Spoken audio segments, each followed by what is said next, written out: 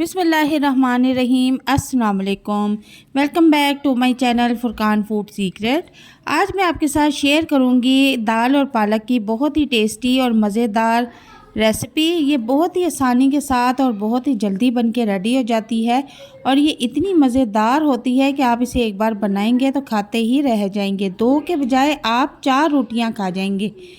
तो चलते हैं अपनी रेसिपी की तरफ, स्टार्ट करते हैं। बिस्मिल्लाहिर्रहमानिर्रहीम।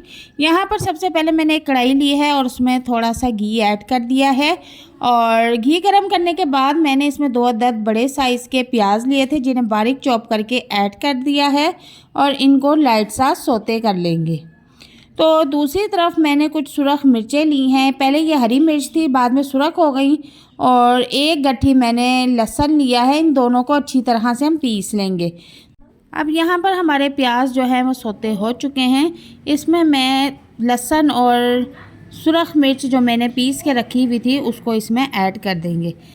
पालक की क्वांटिटी मैं आपको बता देती हूँ कि 1 किलो मैंने पालक ली है और चने की दाल का इस्तेमाल मैंने 1 पाव किया है। और इसके बाद अब हम इसको अच्छी तरह से फ्राई कर लेंगे। तो यहाँ पर देखेंगे 5 से 6 मिनट हो चुके हैं इनको फ्राई करते हुए। अब मैं इसमें 2 अदद दरमियाने साइज़ के मैंने टमाटर लिए थे, उनको भी बारीक चॉप करके इसमें ऐड कर देंगे और फ्राई करना शुरू कर देंगे। अब इतनी देर तक फ्राई करना है कि जब तक टमाटर अच्छी तरह से घुल नहीं जाते। अब इसमें कुछ मिर्च मसाला ऐड कर देंगे और आधी चम्मच मैंने इसमें हर चीज़ का इस्तेमाल किया है। सुरख मिर्च आधी चम्मच और हल्दी आधी चम्मच और कुटा हुआ पिसा धनिया जो होता है वो भी आधी चम्मच। अब यहाँ पर देखें कि मसाला अच्छी तरह से फ्राई हो चुका है। तकरीबन 8 से 10 मिनट तक मैंने इस मसाले को फ्राई किया है और अब इसमें पालक को ऐड कर देंगे। पालक मैंने पहले से ही कटिंग करके धो के रखी हुई थी और अब इस मसाले में हम पालक को ऐड कर देंगे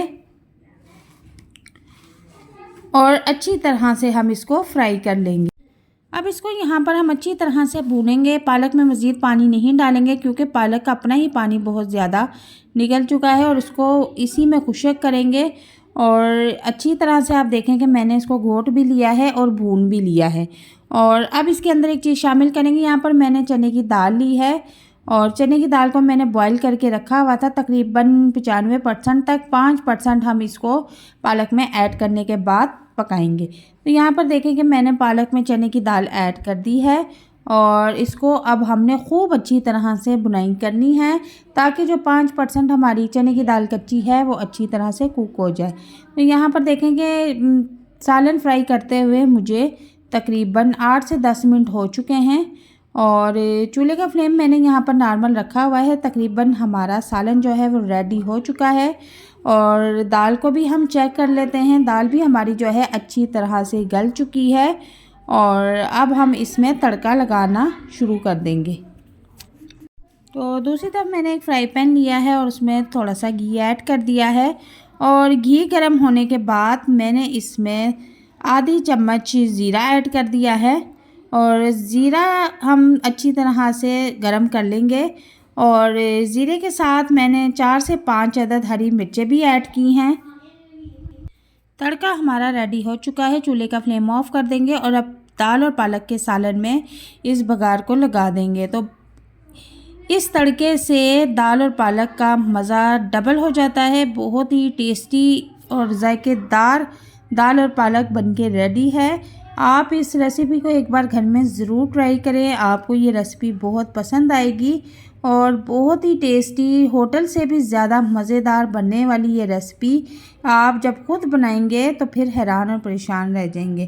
तो अब मैं आपको प्लेट में निकाल के दिखाती हूँ और देखने में ये जितनी मज़ेदार है खाने में ये उतनी ही ज़्यादा टेस्टी है।